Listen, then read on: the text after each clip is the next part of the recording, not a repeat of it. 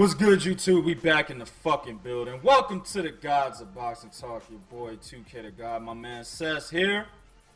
Alright. For this segment, we want to do another What's Hot. And what's hot right now, man, I've come to the realization that a lot of these people in high places, whether they're network executives, people who own very popular media websites, very popular journalists, they watch our videos, man. You know, Word. I have gone on record multiple times, and Sess has gone on record saying that we want the women's boxing problem of not getting them exposure rectified in 2017. Okay. And out of nowhere, Showtime has answered our request. Thank you. Absolutely. By allowing two-time gold medalist Claressa Shields to be the first woman to headline a boxing event on a major network. I gotta give him a round of applause, man. Let me get some of that. There we go. Word up. I got it. Showtime is doing the motherfucking thing. HBO, hey, I don't know what the fuck y'all niggas doing. For real. I don't know what y'all niggas doing. But Showtime is doing the motherfucking thing now. She's going to be headlining the first card. And by the way, people, I don't give a fuck who she's fighting. I'm gonna tell you who she's fighting. But support the women, okay? Yes. Support the women because they deserve it. They're putting their lives on the line just like the men are. Just because they women don't mean that women don't hit hard to other women. Exactly. You know what I'm saying? So just like a guy can end up with Parkinson's and brain damage and shit from being a boxer, so can a fucking woman. So let's support them. I will put every goddamn TV in my house, you know what I'm saying, on Showtime, fam. All the computers streaming Showtime. So I use all my electricity on this shit. You know what I'm saying? Yeah. But she will be headlining the card against a tough Hungarian, and I might fuck the name up, Hungarian boxer named Silvia Szabados. Now, her record is 15 wins with 6 knockouts. She has 8 losses, but she's only been knocked out 1 time. She's another fighter, much like Yasmin Rivas, the girl that, Jesus, I'm getting a brain fart now. Amanda Serrano just fought. Oh, yeah. She's another fighter like her. Real rough, real rugged, likes to slug it out. And actually, Claressa Shields' first fight, I can't remember who that girl was, but it was a girl that she fought in the amateurs. If you saw that first fight, videos on YouTube, because stupid-ass HBO did not fucking air the fight like they should have. Dumbass HBO, fam. Anyway, there's videos on YouTube where you can watch that fight. That fight was a fucking slugfest. Would have been an excellent fight to see on television. But it's fine. She's getting her chance now with this tough Hungarian fighter. Now, before I turn to Sess, I always got to play devil's advocate. Now, y'all already know, hashtag real boxing fans watch the women. You know what I'm saying? Yes, sir. We support women's boxing 100%. You know, we support Cecilia Brackets. You know, 100%. You know what I'm saying? But we support all women. I'm fucking with y'all. We support all women no matter what they look like.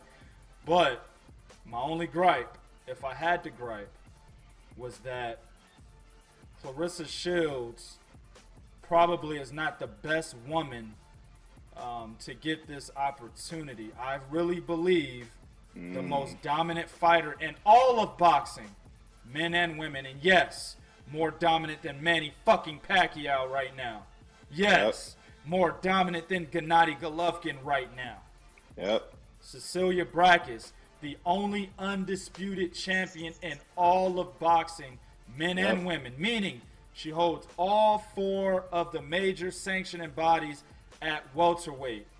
And she even got that little dumbass IBO title dragging behind her as well. You know what I'm saying? She's got a fight coming up, I think in March, with a tough fighter. Why couldn't we get Showtime to work out a deal with her to air the most dominant women's fighter, actually the most dominant fighter in boxing, to headline a Showtime card, to be the first woman to do so? I believe she should have gotten that opportunity, not Claressa Shields. What do you think about that, man? Man, you know what, 2K? I agree with with everything you said, man. Definitely on supporting women's boxing, and you know, I think a lot of every channel, I'm calling on all channels right now to support and advocate for women's boxing, man. We need these ladies being televised. You know, it's not gonna hurt the sport at all. Yeah. You know, because you're gonna have women out there that want to box, that don't think they can box, that want to box but don't think there's a platform for it.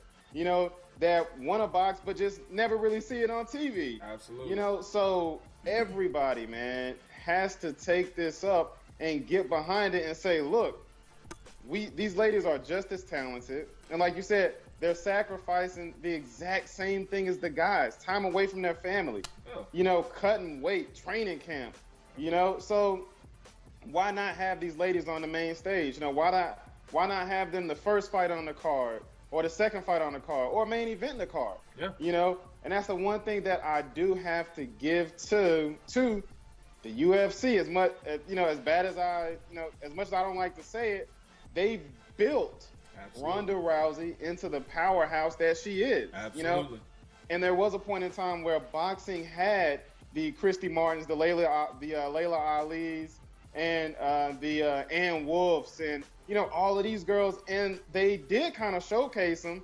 You know, I believe Christy Martin used to fight on every damn Mike Tyson card that, you know, around. You know, so but in a way, boxing got away from it, you know, and it was almost like they stopped caring about the women, you know. So I'm very glad that Showtime has stepped out there and they're doing this with Claressa Shields.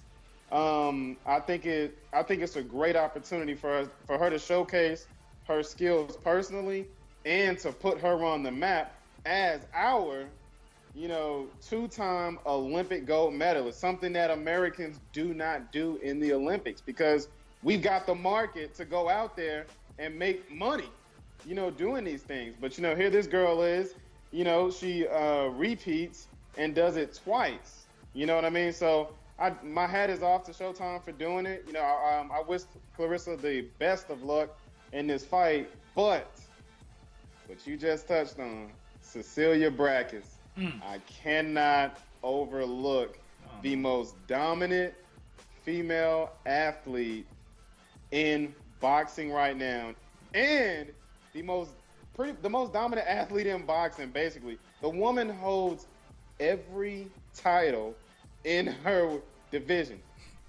If you want a belt, you got to go through Cecilia Brækhus. And let me add, it's a good division. It ain't like 160 in the men's. No, 147 in the women's division is a good division. Absolutely. So that's where we're at right now. You know, if you want something at 147, guess who you got to go see? You know, it's not like the men's where we've got titles spread all around the damn world, where if you want to fight this guy, you got to go here and you got to go there, or you can pick the weakest champion in the division and collect his belt. No. Nope. Not with Cecilia Brækhus. So I'm with you 100%. You know, I would love to see Cecilia Brækhus' fight showcased. You know, and for somebody to go out there and extend a TV contract or whatever the case may be. You know, I don't want to get too far into the logistics of everything, but I would love to see her on the main stage. You know, defending those titles, because she's been doing it just behind the scenes. And she's not getting enough credit for being what she is, not only to women's boxing, but just to boxing in general. You know, right now, we don't, in the main weight divisions, the weight divisions that get the most press, the most media, we don't have a undisputed lineal, just every damn thing champion. Nope. We don't have that. Nope. This woman is the only one who's doing what should be done in all divisions. Damn. Absolutely. Absolutely. And you know, it's crazy because, and like I said, I'm not griping. I'm 100% happy that Claressa Shields is getting this opportunity. I'm just saying, this is the second time Cecilia's been snubbed. She should have been on the cover of Ring magazine when they wanted to put a woman on there. Instead, they put dumbass, ugly ass, goofy ass, no sportsmanship having ass, crybaby having ass, I'm about to commit suicide, punk, bitch made ass Ronda Rousey on the fucking cover of a boxing magazine. Get the fuck out of here. She should have been on there, and then she's kind of getting snubbed here, man. So, but still, it's a great opportunity for women's boxing. I gotta support it 100%, regardless of who it's going to be to get that accolade. So, congratulations to Claressa Shields. I hope she puts on a great show. Yes, sir. That will allow even the casuals to want to see more women's boxing. Yep. Next. Now this right here was kind of out of nowhere, and it's ironic because shout out to my man Bo. He kind of gave us a little bit of information on a video that we posted a little while ago about James Ali Bashir, the ex-trainer for Alexander Usyk, basically stating that he believes Kovalev will fire John David Jackson. And the irony is, well, he was fired by Alexander Usyk. Now, I'm going to read a quote from Usyk, man. His response to this latest news. Quote, Bashir is a very nice man and a good trainer. He has his own approach to training, but the moment came when I realized that it was not enough for me any longer.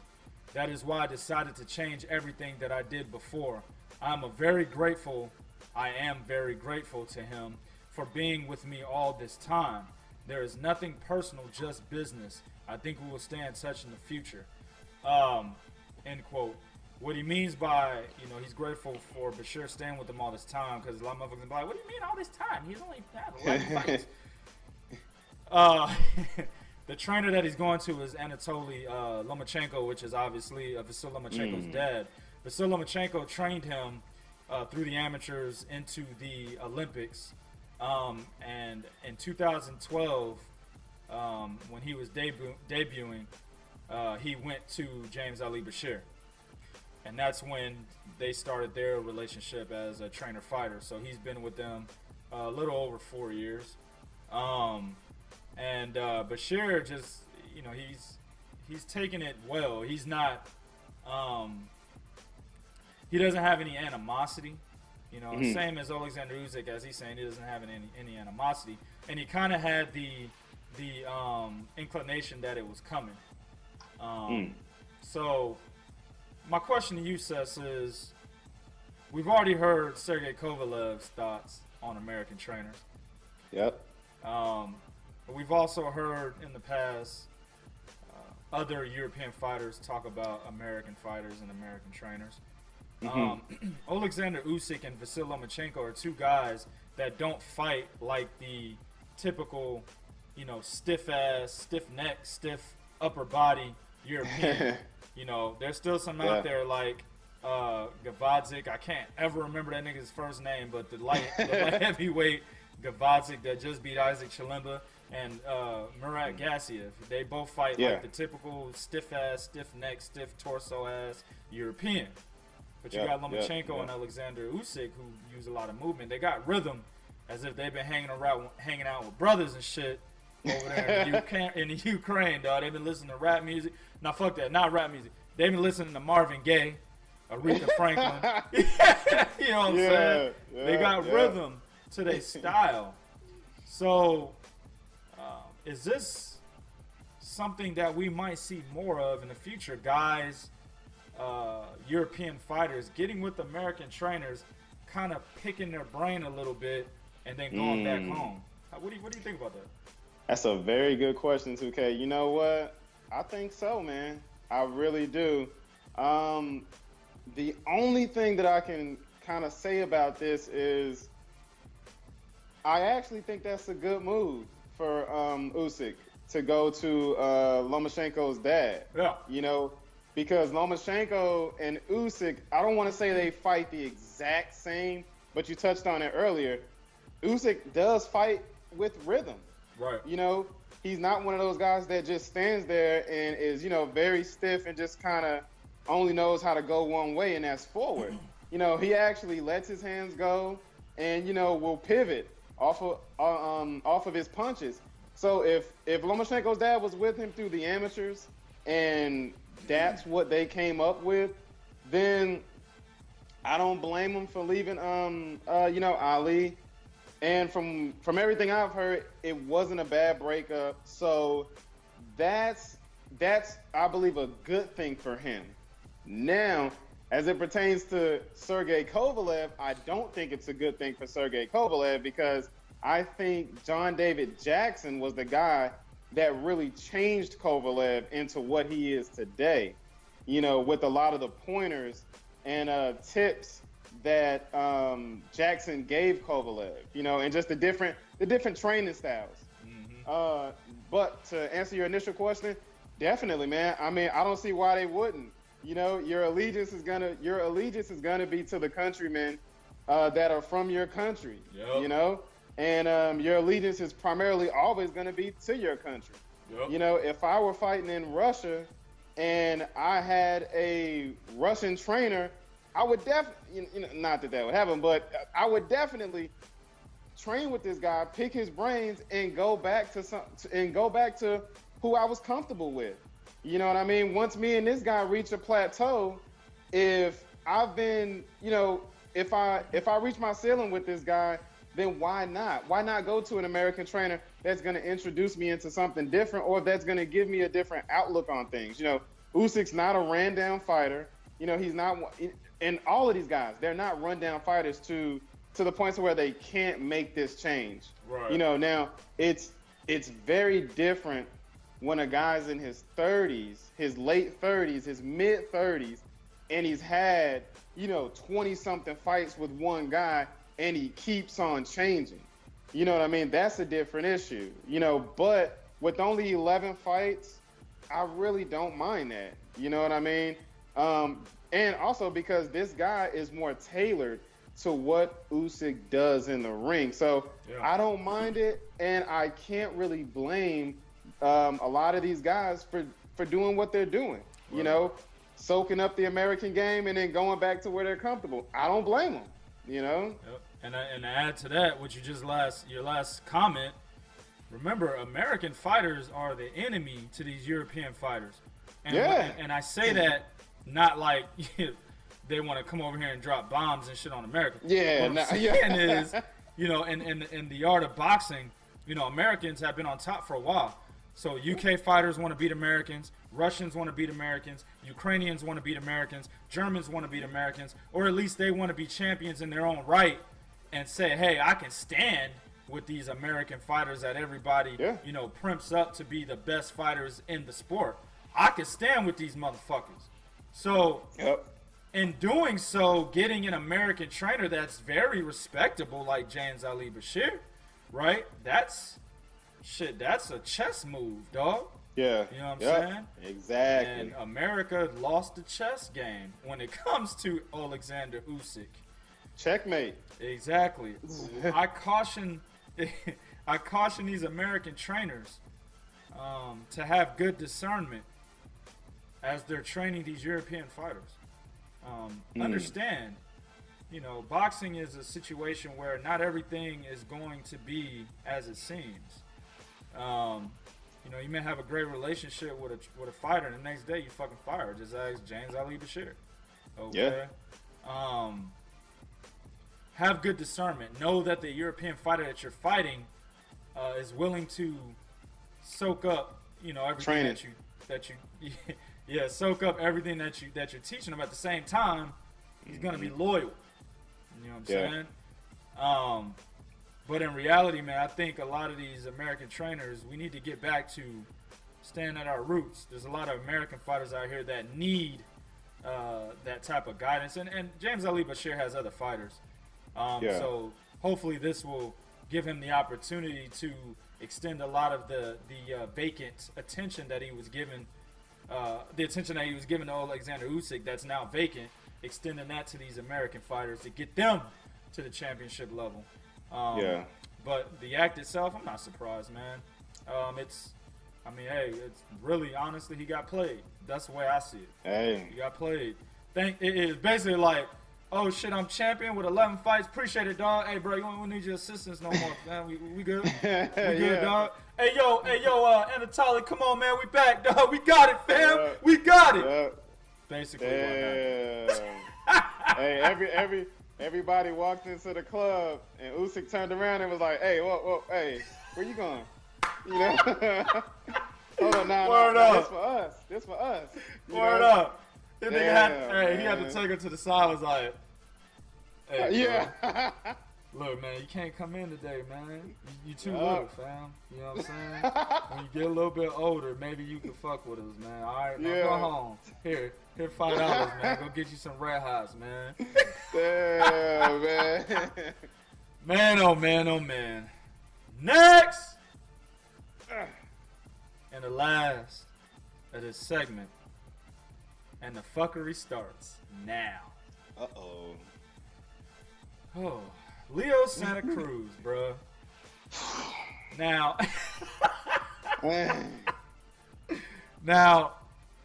let me just start off by saying congratulations, man, for actually doing what the fuck I said you needed to do in the first fight in order to beat Carl Frampton. Yep. You actually did it in the second fight, and you won. So congratulations for that. Carl Frampton was very vocal, his trainer as well, after the fight, saying that we should have the trilogy in Belfast. Leo Santa Cruz said that he would give him a trilogy. He said it. Now, he's backing out of it. He's rejecting the trilogy, which, honestly, I don't give a fuck. I'm not trying to see this fight again. I want to see him fight Gary Russell Jr., Leo Santa Cruz. Oh, yeah. You know, so nice. I wasn't excited for this fight. I don't want to see it thorough. But I got to call a spade, man. He's going back on his word, fam. You know what I'm saying? Yep. Now, the reasoning is because dear old dad has popped up again. No. We don't go to Belfast, We don't go to Belfast, Same shit with Guillermo Rigondeaux. Yes, sir. What did Leo Santa Cruz tell everybody? That his daddy. My dad doesn't want me to fight him. Hey, my dad said, stay away from him, man. Because you can lose. You can lose, Micro. You can lose. Yeah. Fuck out of here. Said the same shit. Stay away from Rigo. Now he's saying the same shit about Frampton. Stay away from Frampton when going to Belfast. We can't fight him in Belfast. And I'll read the quote. Quote, my dad is scared that if I go over there, and even if I beat Carl Frampton, the people and the judges are going to be an influence. No matter if I beat him, he thinks that even if I beat him, I'll have the victory taken away from me. That's what his dad thinks. Now, Leo's response, quote, my dad says not to go over there because going over there would be a really bad decision. And, he is right and everything. But if I go over there and I get the win and I beat him, for all the fans to see that I win, that's all that matters. Hopefully they see that I win and they give me that. End quote. Now, Leo's got the right mindset. Yeah. But he's also said that his father's opinion matters 100%. And his father is 100% steadfast on not going to Belfast. So therefore, Leo's going to reject, or at least at this moment in time, the trilogy in Belfast. Because dear old daddy said What do you think about that, man? I think his dad he's got a good point. You know, I don't think the UK is as bad as Germany. Germany, you got to kill a nigga. God. You got to bring an AK-47 in the ring with you, dog, in Germany. You know what I'm saying? Exactly. And you got to shoot a motherfucker in Germany. But UK is not that bad. I mean, Terrence Crawford went over there and fucked up Ricky Burns. And they gave him the right decision with the right scorecard. You know what I'm saying? Yep. So, but in essence, he is kind of correct. But what do you think about this, man? I'm with you on this one, man. I honestly, on the outset, don't care about a trilogy between these two dudes. Nah. You know, I didn't care about the first fight, to be honest with you, because there was an elephant in the room. Yeah. You know? Big one. You know, yeah. Oh, yeah. Yep. So I really don't care about a trilogy, man, between these two dudes, but I honestly see where his dad's coming from. Yeah. Now, the only thing about that is Carl Frampton, when he beat Leo Santa Cruz for the title the first time, Carl Frampton could have said the same thing. He could have said, look, you know, I don't want to go over there because they're going to rob me, you know, and if he wants the title, he's got to come to Belfast. Hey, hold on. I'm sorry, fam. Hey, good job. Good job making that middle T silent, fam. They always... He's a good fighter. What is a fight? Fighter, motherfucker. Fighter. Go, my bad. Go ahead. Yep. So Carl Frampton could have did that, man, and he didn't. He came to the States, he fought his ass off, and he came up short. Leo Santa Cruz gave his word. He said that they would have a trilogy in Belfast. So you know what? I gotta hold him to his word, man. Regardless of whatever the circumstances are, and regardless of whatever his dad's saying. You know, you just touched on it. Leo, to me, honestly, has the right mindset. You know, look, fighting him and beating him in front of the world. Even because it almost seemed like he was saying, even if I don't get the decision, as long as the world knows that I beat him, that's enough for me. Absolutely. You know, and he's got the right mindset of a fighter. Yeah. Now his dad is thinking, I believe, more on the business side of things. He is. And he's saying, look, don't go over there and lose our leverage, you know, in the division. You know what I mean? If you go over there and you might beat him in the eyes of the people, but the people ain't at the negotiating table with us. You know what I mean? So I'm a bit conflicted on it because I see both sides of it. But at the end of the day, you gave the guy your word and you said you would fight him. So guess what? I'm sorry, man. And that was something that was highly publicized. Yes, exactly, sir. 2K. Let's go. It doesn't matter. You gave your word. Go over there and stop him. If you have to, stop him. Yep. You know, so I guess it is what it is, man. We'll have to see how it plays out, but damn, come on. Yeah, he's getting a lot of flack for that shit. You know, at first, you know, and it's really because he, like you said, he gave him his word. Yeah. A lot of motherfuckers was like, no, don't go to Belfast. No, please, no, don't do it. No. You know what I'm saying? A lot of motherfuckers was like that. But once Leo was like, yeah, you know, I'll give him a third fight. You know, I fight him anywhere. They ain't Leo Santa Cruz. Yeah. Once you say that shit, now motherfuckers are gonna hold you to your words. Okay? Absolutely. And when you back out like this, you will catch a lot of flack, and you'll get a lot of people that were supporting you prior not supporting you currently. Yeah. So, I mean, in all honesty, man, the better choice, in my opinion, is to go ahead, even though I don't want to see it, the better choice is to go to Belfast, man. He came over here twice. You know what I'm saying? Exactly. And like you said, which is the point of the fucking video, Carl Frampton beat his ass in the first fight and took the rematch on U.S. soil. So now you take your ass over there to Belfast. Real talk.